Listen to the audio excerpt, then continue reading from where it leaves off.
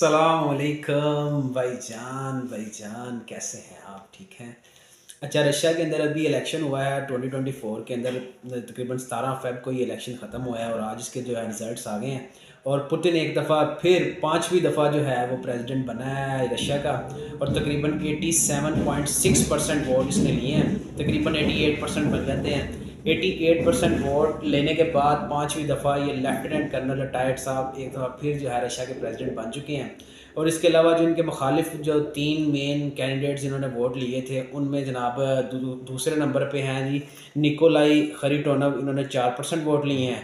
और तीसरे नंबर पे ऊपर डेवन कू और चौथे नंबर पे लियोनार्ड, जिन्होंने तकरीबन एक ने 3% और एक ने 0 पॉइंट समथिंग परसेंटेज वोट लिए हैं। और इस दफ़ा फिर जो है वो एक दफ़ा पुतिन जो है इलेक्शन और पाँचवीं दफ़ा जो है प्रेसिडेंट ऑफ द रशिया बन गया। अब आप सबके जहन में ये चीज़ है कि यार ये हर दफ़ा प्रेसिडेंट बन जाता है, क्या सिस्टम है रशिया का, किस तरह जो है उस वहाँ पे प्राइम प्रेसिडेंट सेलेक्ट होते हैं और क्यों ये हर दफ़ा सेलेक्ट होता है। तो ज़रा इसके जगह पीछे आप हिस्ट्री ज़रा देख लेते हैं कि जी पुतिन ये पहली दफ़ा जो है वो प्रेसिडेंट जो बना वो बना 2000 के अंदर। 2000 से लेकर 2004 तक ये प्रेसिडेंट रहा। तब प्रेसिडेंट का टर्नओवर होता था इनका 4 साल का। अब इनका प्रेसिडेंट का टर्नओवर है वो 6 साल का। और इसके अलावा रशिया के जो कॉन्स्टिट्यूशन के अंदर है कि कोई भी प्रेसिडेंट जो है वो 2 दफ़ा कंसेक्टिव रूल करने से ज़्यादा वो रूल नहीं कर सकता, यानी कि 2 दफ़ा के बाद वो आगे रूल नहीं कर सकता।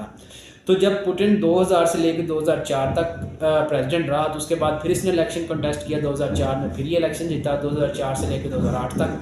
2008 में जब ये इलेक्शन जीता तो चूँकि ये 2 दफ़ा कंसेक्टिव बन चुका था, मज़ीद नहीं था बन सकता। तो यूँ इसने क्या किया कि इसने जो अगला इलेक्शन अपने किसी पार्टी के एक बंदे को लड़वाया और वो इलेक्शन जीत के जब ऊपर आया तो ये खुद प्राइम मिनिस्टर बन गया उस दौरान ना। 2008 से लेकर 12 तक ये प्राइम मिनिस्टर रहा। लेकिन और 2008 से लेकर 12 तक जब जनाब अली प्राइम मिनिस्टर के तौर पर सर्व कर रहे थे तो इस दौरान इन्होंने कॉन्स्टिट्यूशन के अंदर एक अमेंडमेंट की। इस अमेंडमेंट के तहत इन्होंने कहा कि जनाब जो प्रेसिडेंट का टेन्योर है वो 4 साल से बढ़ा के 6 साल कर दिया जाए, ताकि कोई भी प्रेसिडेंट जो है उसको ज़्यादा टाइम मिले सर्व करने के लिए। तो फिर जब इसका टेन्योर 2012 तक एज ए प्राइम मिनिस्टर का ओवर हुआ तो उसके बाद उन्होंने as a president election contest किया और 18 तक 2012 से लेके 18 तक एज ए प्रेसिडेंट जीते। फिर उसके बाद 18 के बाद फिर इलेक्शन जीता और 2024 आज के दिन तक ये प्रेसिडेंट इस साल तक वो प्रेसिडेंट रहे दोबारा। लेकिन इस दौरान जब 2024 तक ये आ रहे थे तो चूँकि एक दफ़ा फिर ये 2 दफ़ा कंसेक्टिव एज ए प्रेसिडेंट जीत चुके थे, तो इन्होंने क्या किया है कि अपनी जो पिछला टर्नओवर है 2018 से लेकर 24 तक इस दौरान फिर एक रेफरेंडम करवाया। इस रेफरेंडम के तहत उन्होंने अवाम से ये राय ली कि जनाब क्या मैं आपका मज़ीद जो है प्रेसिडेंट रह सकता हूँ। तो जिस पे अवाम ने जनाब फिर इन मेजॉरिटी वोट्स इनको मिले हैं, जिसकी वजह से इन्होंने फिर आगे इलेक्शन कंटेस्ट किया। और ये अब 2024 का जो है इलेक्शन बड़े सबसे ज़्यादा मेजॉरिटी इन्होंने इस दफ़ा ली है। तकरीबन 88% टोटल वोट का जो है वो पुतिन ने हासिल किए हैं, जिससे पहले इसको कभी इतने वोट नहीं मिले। और ये first time in the history of the Russia भी है कि किसी ने इतने वोट लेके, और first time in the history of Russia के किसी ने इतना लंबा रूल किया है। ठीक है, 1999 से लेके 2024 तक कंसेक्ट और 2030 तक कंफर्म हो गया है कि 2030 तक जो है वो आपके जो पुतिन साहब हैं वो प्रेसिडेंट हैं। ये स्टालिन इससे पहले उसका टाइम पीरियड ज़्यादा था, लेकिन इस दफ़ा जो पुतिन ने उसका भी रिकॉर्ड ब्रेक कर दिया है।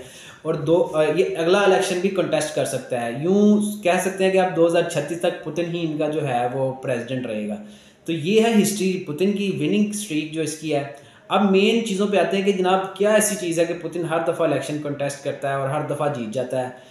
तो जनाब अली ज़रा हिस्ट्री के ऊपर जाते हैं कि जनाब अली, और अगर हम इस दफ़ा के इलेक्शन की बात करें तो इस दफ़ा आपको पता है कि इस टाइम जो रशिया है वो वॉर स्टेट में है, यूक्रेन के साथ इसकी वॉर चल रही है और वॉर स्टेट के अंदर ये इलेक्शन हो रहा है। और मज़े की बात यह कि जो इनके मुखालिफ प्रोमिनेंट कैंडिडेट थे जिनका नाम है जनाब बोरिस निजेचन, और प्रोमिनेंट लीडर जो हैं बोरिस निजेचन, उन्होंने जब अपने कागजात जो है इलेक्शन कमीशन के अंदर सबमिट करवाए तो इलेक्शन कमीशन ने उनके कागजात इस बेस पर रिजेक्ट कर दिए कि उन्होंने जो अपने साइन है पब्लिक साइन वो एक्यूरेट सबमिट नहीं करवाए। क्योंकि रशिया के अंदर रूल है कि जिस बंदे ने भी इलेक्शन कंटेस्ट करना था प्रेसिडेंट का, उसने 1 लाख पब्लिक सिग्नेचर यानी 1 लाख लोगों के सिग्नेचर सबमिट करवाने होते हैं just to show the credibility कि मेरे साथ इतने लोग हैं।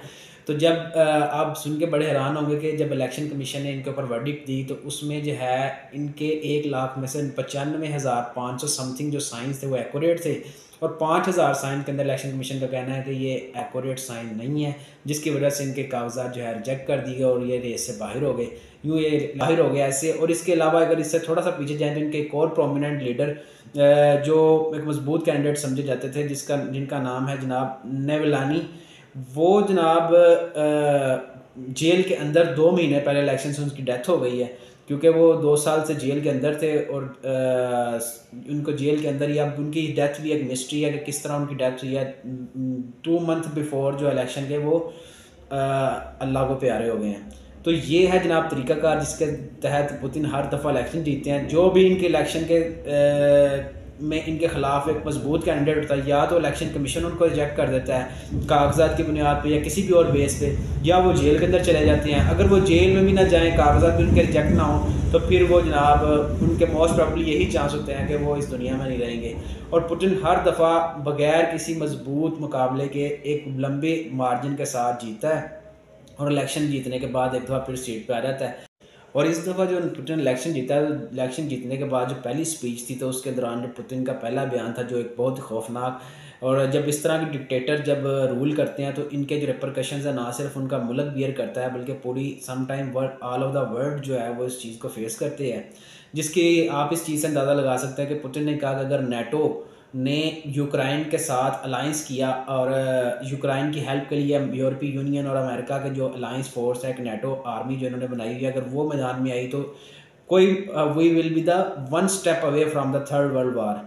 तो थर्ड वर्ल्ड वार होने में कोई ज़्यादा देर नहीं है अगर नेटो हमारे मुकाबले में आए। तो यूँ इसके जो बयान है। और आपकी एक और बात मज़े की बताऊँ कि जो पुतिन के ख़िलाफ़ तीनों कैंडिडेट्स इस दफ़ा मुखालिफ जो थे, वो तीनों के तीनों वार के हक़ में थे। उनका जो एजेंडा था इलेक्शन के अंदर कि वो इस वार जो चल रही थी इसके हक़ में थे। जो वार के मुखालिफ कैंडिडेट था वो तो वैसे ही इलेक्शन से आउट हो गया कि उसके कागजात रिजेक्ट हो गए इलेक्शन कमीशन के अंदर। तो यूँ जो नैरेटिव है वो भी एक इतना स्ट्रॉन्ग, और मीडिया कंट्रोल भी इस कदर रशिया के अंदर है कि कोई भी ऐसा मीडिया नहीं हो, मीडिया ग्रुप नहीं है कि जो पुतिन के ख़िलाफ़ बात करता हो। अगर वो बात करेगा तो फिर वो रहेगा नहीं। तो यूँ एक डिक्टेटर का रूल है रशिया के अंदर। और एक दफ़ा फिर जो है वो जनाब अली पुतिन जो है पूरे असर रसूख के साथ इक़्तिदार के अंदर आ चुके हैं। तो ये था जी रशिया का इलेक्शन और उसकी जो है मेन अपडेट्स।